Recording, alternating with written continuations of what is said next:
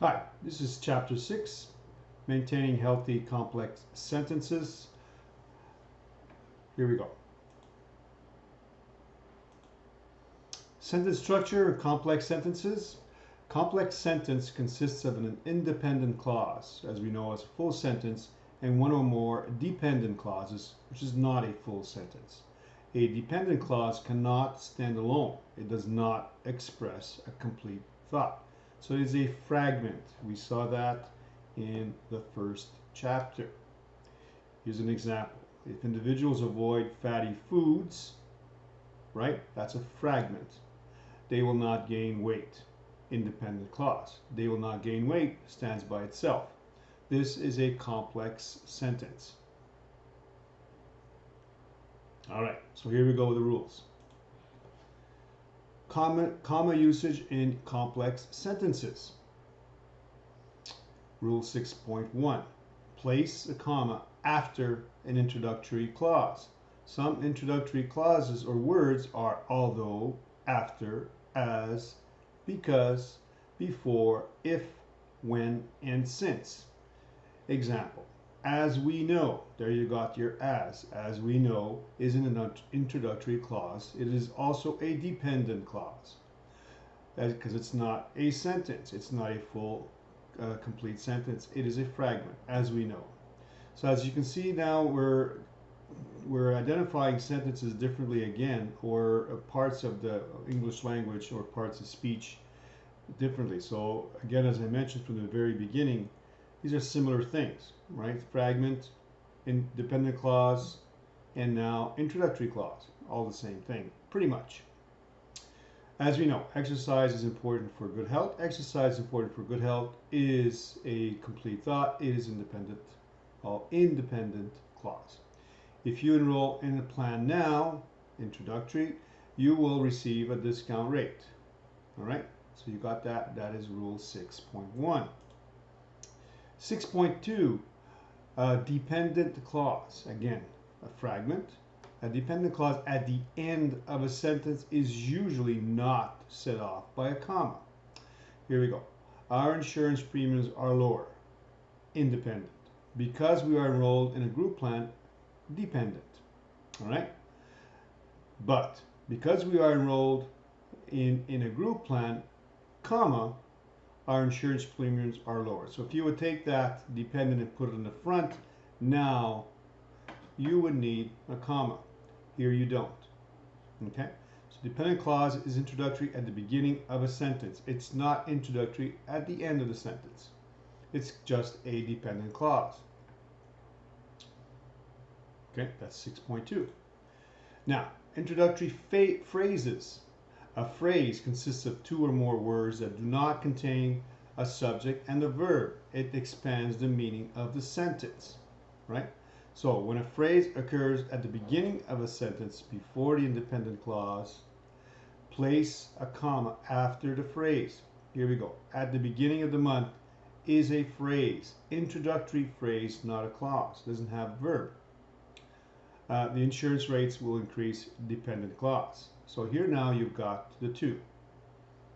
So here is rule 6.4. When an introductory clause or phrase is the subject of a verb, do not place a comma after it. Okay, here we go. So this is to promote a healthy lifestyle. Promote is a national goal, right? So when an introductory clause or phrase is the subject of a verb, right, do not place a comma after it, right? So this sounds like a verb, but it's not. This is the subject, all right? Don't get fooled with that, because you see promote sounds like a verb, but it's not. That's why I mentioned it before. So to promote a healthy lifestyle is a subject of the sentence. Is the verb a national goal, all right? So here, no comma. Right? Introductory clauses and phrases, do not place a comma after it if it's the subject. If it's not the subject, then that's something else. Here we go. So 6.5.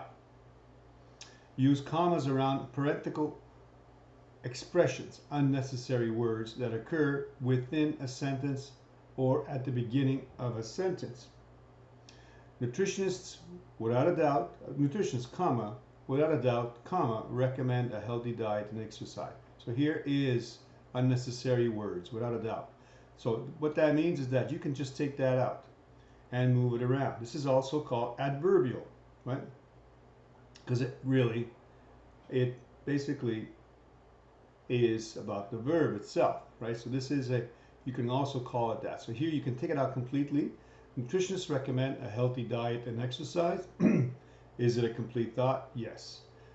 Can you move this around, right? This is how you know if this is adverbial or if this is unnecessary. If you can move it around, you know that most adverbs are unnecessary. Again, more definitions of sentences or words in a sentence.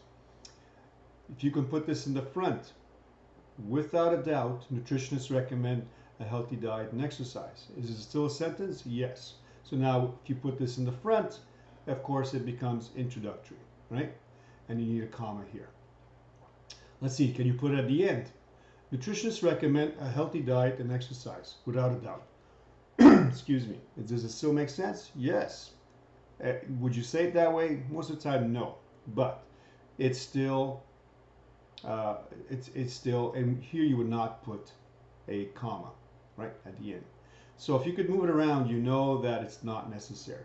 Here again, in our opinion, the proposed dental plan is satisfactory. Take it out. The proposed dental plan is satisfactory.